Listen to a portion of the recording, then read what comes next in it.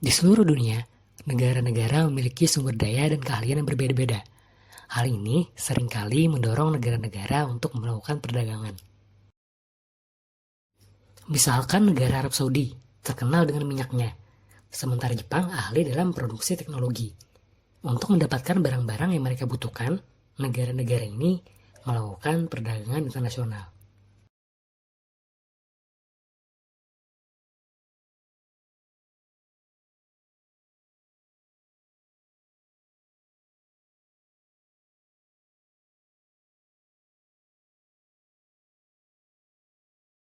Jika misalnya negara A menghasilkan minyak lebih murah dibandingkan negara B, dan negara B lebih unggul dalam produksi elektronik, maka perdagangan memungkinkan negara untuk melakukan spesialisasi dalam produksi barang yang mereka ungguli dan menukarnya dengan barang yang tidak mereka produksi sendiri.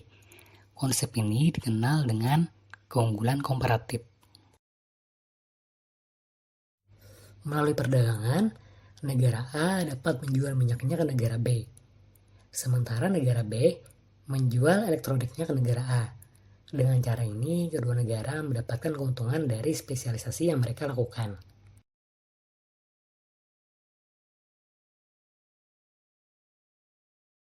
Perdagangan berlangsung di seluruh dunia, menjangkau berbagai benua dan negara, baik melalui jalur udara maupun laut.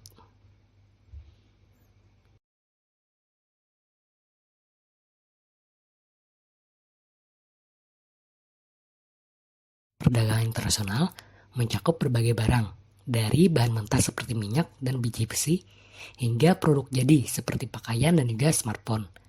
Globalisasi telah memperluas jaringan perdagangan, sehingga memungkinkan barang-barang dari seluruh dunia untuk sampai ke tangan kita.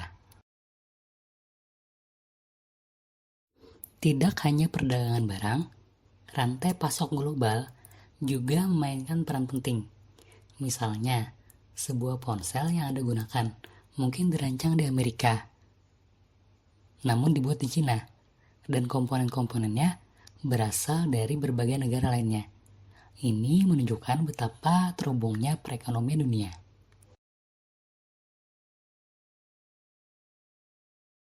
Bukan tanpa tantangan, perdagangan internasional menghadapi berbagai tantangan. Banyak hal yang dapat mempengaruhi rantai pasok dan perlambat perdagangan internasional, seperti perubahan kebijakan perdagangan, perang dagang, hingga krisis global seperti pandemi. Semuanya dapat mempengaruhi perdagangan global. Untuk menjaga keseimbangan dalam perdagangan, negara-negara sering terlibat dalam perjanjian perdagangan atau kerjasama ekonomi. Organisasi seperti WTO membantu negara-negara untuk menyelesaikan konflik perdagangan dan memastikan bahwa perdagangan tetap adil dan terbuka. Perdagangan internasional memiliki dampak besar terhadap perekonomian. Dengan adanya perdagangan, negara bisa meningkatkan GDP, menciptakan lapangan pekerjaan, dan mendapatkan akses ke teknologi baru yang dapat mempercepat pembangunan.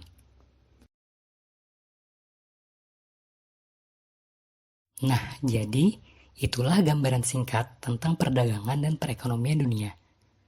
Dalam dunia yang semakin terhubung, perdagangan internasional memainkan peran kunci dalam memastikan bahwa setiap negara bisa berkembang dan memenuhi kebutuhan masyarakatnya.